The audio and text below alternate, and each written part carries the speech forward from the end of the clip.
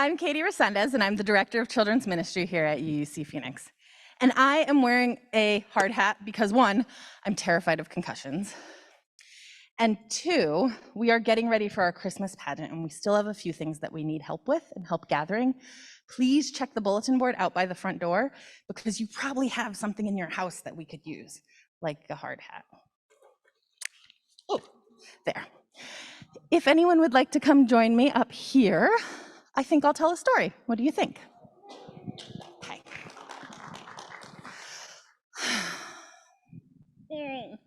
I'm gonna stretch and get into my body a little bit. I encourage all of you to do the same as well, especially if you rushed in last minute and sat wherever and are squished and feeling a little weird. Take a minute to wiggle into your body. Woo! Don't worry, it's a hard hat. So we're wiggling a little bit because I'm going to tell you a story about something that stayed very still. Very, very still.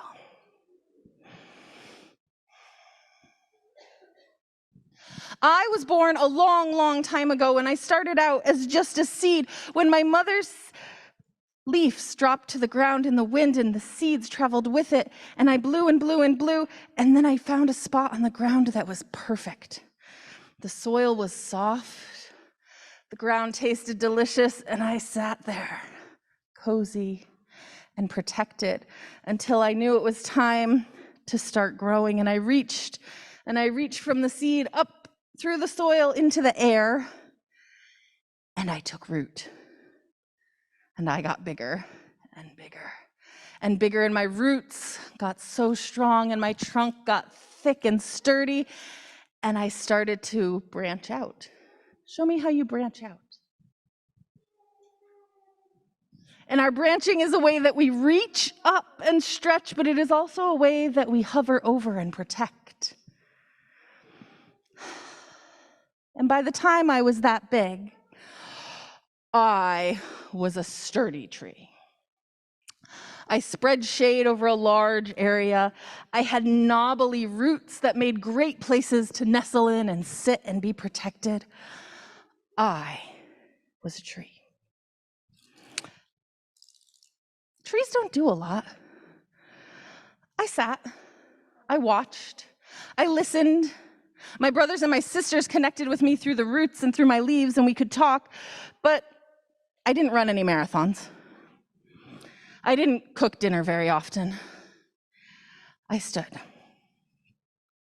The thing is, I knew I had that job. I knew being still was my purpose. So I practiced. So let's branch out and be still.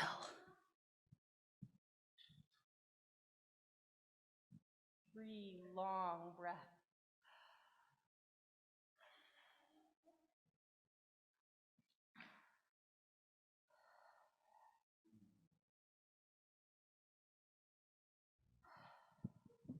And what if it was through those breaths that you talked to the world?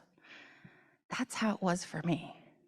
Through my breathing and through my roots, I got messages. And I heard that there was a group of people in a forest over here near other trees who wanted to seek holiness.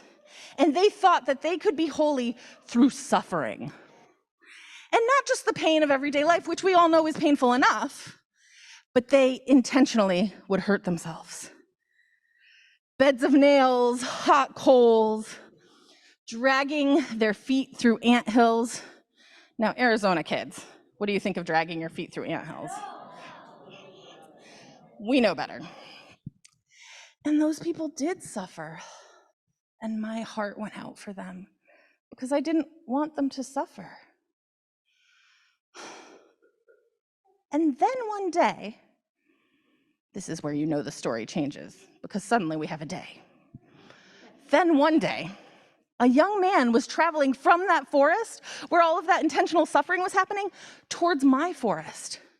And I could see that he was hurt, and I could see that he was seeking holiness. And I could see that he was tired, but he was determined. And I stood quiet and still, and he saw me. And when he saw me, He noticed how tall I was, and he noticed the way I stretched out and stretched up. And he noticed that in between my roots, he could nestle. So he found a good spot to sit in. He made his back nice and straight.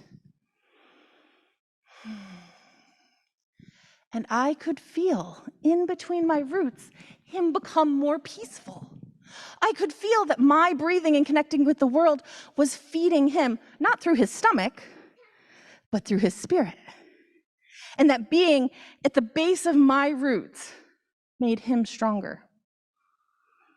And so I did what I always did. I stayed still.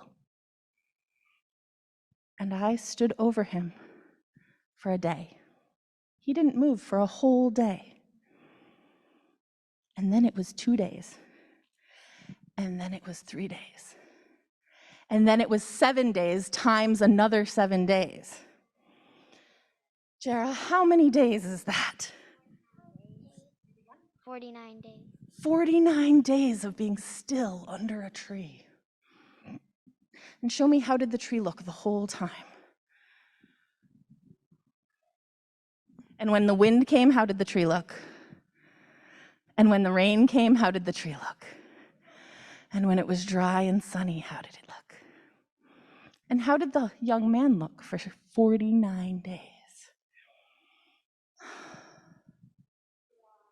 Dry and safe and protected.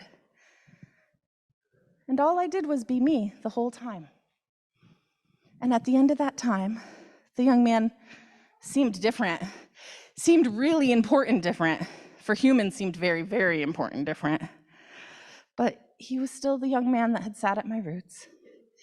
He stood up from his spot, he turned to me and said, "Thank you." And he left. And what did I do? Why did he thank me? What was my role? I don't really know. I'm a tree. I don't understand humans. But I appreciated the chance to give him love, and I appreciated that he loved me back. And now, every year, I am celebrated because I'm the Bodhi tree, and this past Wednesday was my birthday. Thank you. People come and lay fruit and candles and offerings of water and honey and all sorts of things at my feet to celebrate the way that I stood still, the way I protected and guarded the Buddha while he was seeking enlightenment. You are all so very, very loved and very powerful, even in your stillness. Let's go back.